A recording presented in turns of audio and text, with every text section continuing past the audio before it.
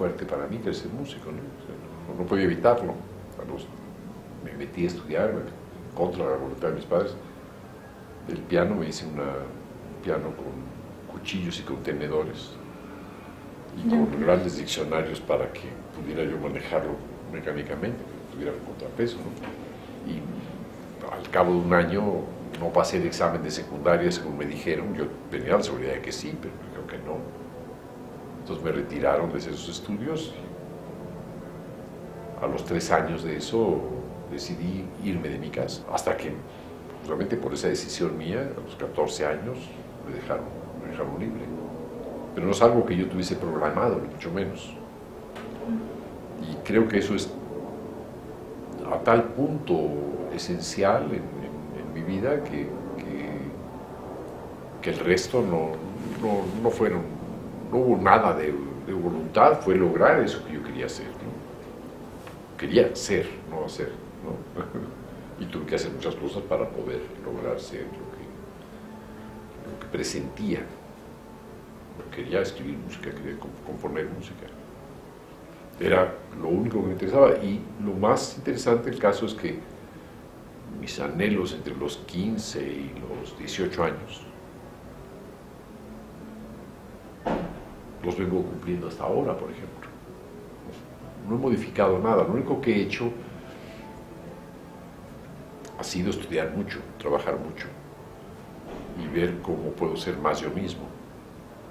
Bueno, la educación te estorba para ser tú mismo, te obstaculiza el camino para ser tú mismo. Los modelos a seguir por la educación son siempre algo que no surge de ti, son imposiciones. Y eso sí, pasé muchísimos años estudiando. Estudio todavía muchas cosas. No he concluido, digamos, en mis estudios. O sea, investigo, o sea, mi actividad actual es investigador, profesor, y para mí investigar y dar clases son formas de averiguar cosas que no conozco plenamente. Que me inspiró mucho, por ejemplo, Bach, que había decidido salirse de la casa de su hermano. Otro hermano era muy agradecido con él y se había ido, había emprendido el camino hacia afuera del lugar familiar. Me inspiró mucho, me dio la fuerza para irme de mi casa, largarme de mi casa y decidir poner un fin a la opresión que era para mí el no poder estudiar lo que quería. Muchos de los músicos que me influían, por ejemplo, de muy niño, que era Chopin, por ejemplo, me influía enormemente, o Beethoven, tuve que elaborar mucho para no ser esa influencia, por ejemplo. Esa fragilidad de mi parte, por ejemplo, emotiva, que ha perdurado. He tenido que combatirla con una investigación pura y dura de estructuras, de ver cómo fundamentar más mi propia tendencia hacia lo emotivo, cómo hacer que funcione mejor, que sea más eficaz mi emotividad, que pueda transmitirla más plenamente, sin tener que pasar por los modelos de las influencias mismas. En realidad lo que he hecho ha sido luchar contra esos modelos, contra esas influencias. O sea, sabiendo que son coincidentes conmigo, lo que he hecho es evitar ser exactamente como ellos. Pero fue básico para, digamos, robustecer mi conocimiento de la música y a partir de ese robustecimiento poder emprender un camino cada vez más libre. Composición es una denominación muy antigua que está basada en la academia. La composición, ¿qué quiere decir? Componer, arreglar, ajustar. ¿Ajustar qué? Ajustar lo que estás inventando dentro de ese sistema. Y es en realidad amoldarte cada vez más a lo que no te pertenece. Pues componer es ser parte de una tendencia, de una corriente, integrarte a ella y aprender sus métodos, sus posibilidades, etc. Lo hice durante muchos años, hasta que me di cuenta que eso no tenía nada que ver conmigo. Y fue en esos momentos en los que me di cuenta que lo más pequeño, lo más elemental que podía poseer era aquello que tenía un mayor potencial para crear la música que quiero.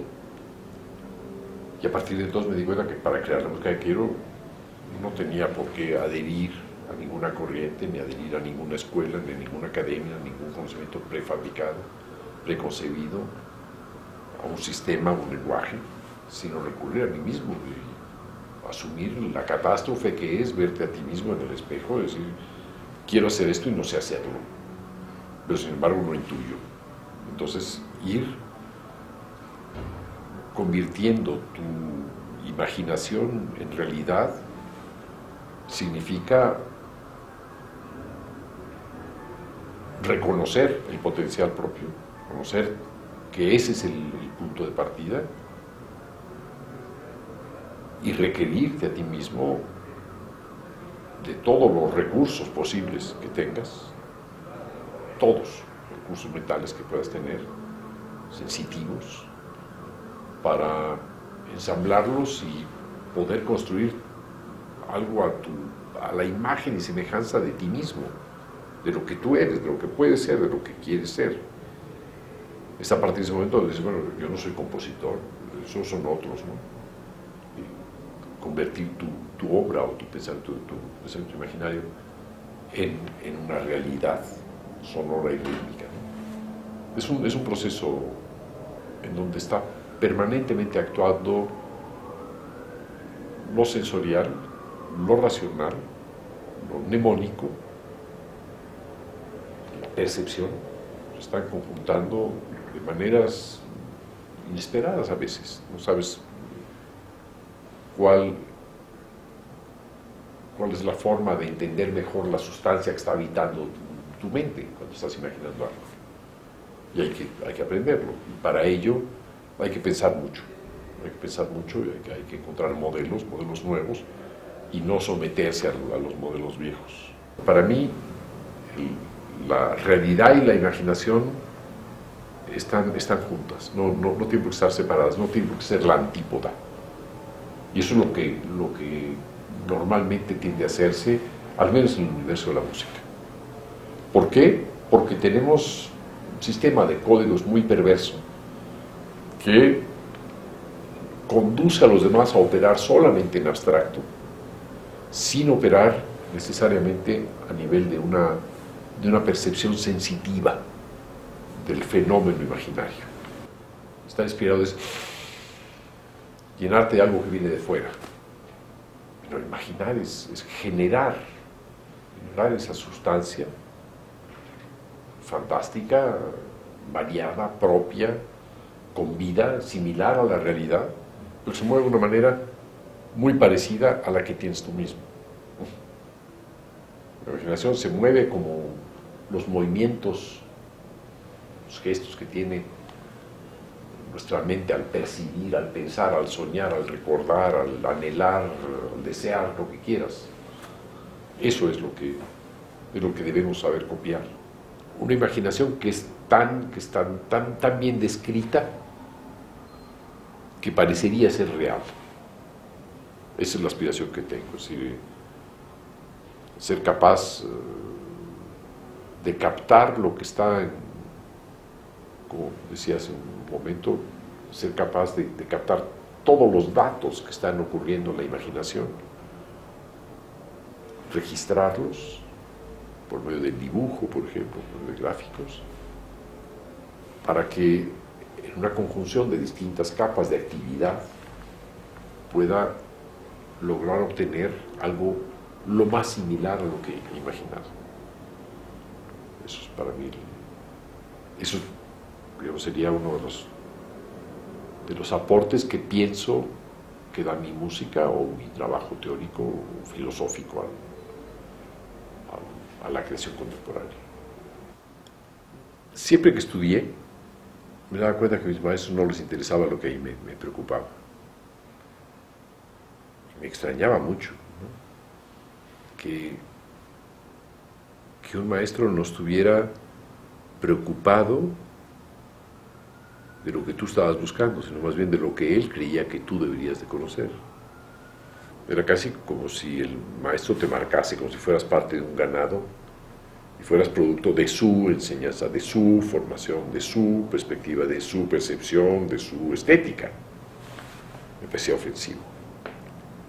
Y no hubo un solo maestro que tuviese que captase eso, excepto algunos que eran tan buenos, no como maestros, sino como músicos, que su modelo creativo era suficiente mensaje. Julián Orbón fue siempre mi maestro modelo, ¿no? Era alguien profundamente auténtico con lo que hacía. Xenakis, por ejemplo, fue alguien tan autónomo. Nunca he visto a alguien más autónomo que Xenakis en el campo de la creación, que me enseñaba lo que él sabía hacer y